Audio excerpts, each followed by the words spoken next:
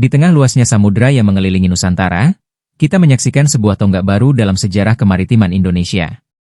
KRI Brawijaya nomor lambung 320, sebuah karya canggih buatan Italia, kini telah resmi menjadi bagian dari armada TNI Angkatan Laut. Kapal ini bukan sekadar alat tempur biasa, melainkan simbol kemajuan dan kesiapsiagaan Indonesia menjaga kedaulatan lautnya. KRI Brawijaya berasal dari jenis fregat Pattugliatore Polivalente di Altura.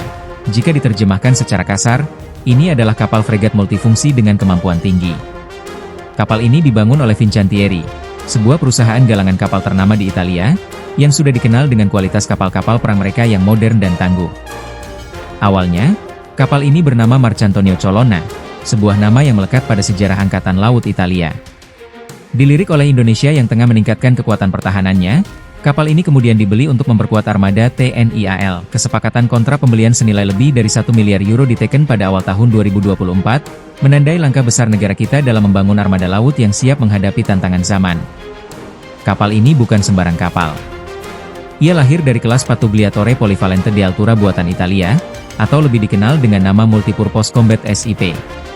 Awalnya, kapal ini dibangun untuk Angkatan Laut Italia dengan nama Marcantonio Colonna dengan nomor lambung P433. Tapi kemudian, jalur takdirnya berubah. Indonesia mengakuisisinya, memberi nama baru, dan mendaftarkannya sebagai KRI Brawijaya. Dengan panjang mencapai 143 meter, dengan lebar 16,5 meter. Bobotnya, saat terisi penuh, mencapai 6.270 ton.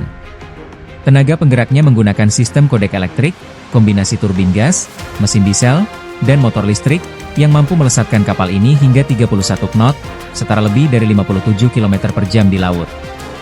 Jarak tempuhnya luar biasa, 5.000 mil laut dengan kecepatan jelajah 15 knot. Artinya, ia bisa berlayar dari Sabang ke Merauke bolak-balik, tanpa isi ulang bahan bakar.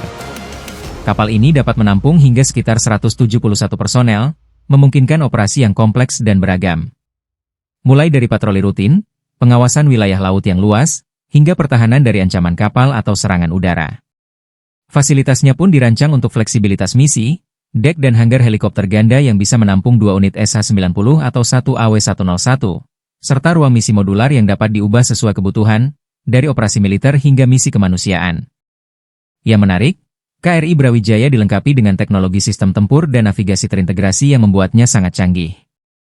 Ini bukan hanya soal kekuatan bahan bakar dan meriam, tapi juga kecanggihan sensor dan sistem komando yang pintar, sehingga dapat melakukan berbagai misi dengan presisi tinggi. Meriam utama Otto melaras 127 mm Vulcano, meriam sekunder 76 mm Strales, 2 senjata otomatis 25 mm, hingga 8 rudal anti kapal otomat Mk2E. Untuk pertahanan udara, ia punya 16 rudal Aster yang tersimpan dalam 2 peluncur VLS Silver A50. Dan jangan lupa, ada 2 peluncur torpedo untuk melawan ancaman bawah laut. Tak hanya mengandalkan senjata, kapal ini juga dipersenjatai teknologi sensor dan perang elektronik kelas atas, radar pengintai udara dan darat, sonar pendeteksi penyelam, sistem manajemen tempur Leonardo, hingga perangkat perang elektronik Zeus untuk mengacaukan sinyal musuh. Pada awal Juli 2025, kapal ini secara resmi menjadi bagian dari keluarga besar TNI Angkatan Laut dan diserahkan kepada Indonesia.